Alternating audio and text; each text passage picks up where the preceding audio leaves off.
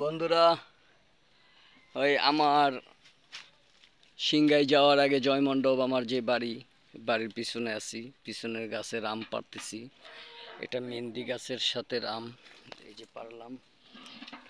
এখন জাম গাছের সাথে যে আমগুলো এগুলো পাড়াইতেছি। ওই যে ছোট ভাতিজা ওরা উঠছে ওই যে গাছে। মার চালু এই ভাতিজা লাঠি লাগবো? দে হাই দে। ও ভাই এই টক না মিষ্টি জানি না এটা। ওই এই এই আমটা পারা গে হ্যাঁ, হ্যাঁ লাডি দে যাই হোক গাছে উঠছে, হ্যালো এগুলো হ্যালো হাত দিয়েই পারা যাবে। এগুলো ফজলি আম। বুঝছি তোর দেব না এই যে মশারি দিয়ে ঢেকে রেখেছি। এই যে লেবু, এই যে এই যে লেবু লাভ দে দেই এখন পারবো। আমার বাসায় আবার লেবু পছন্দ।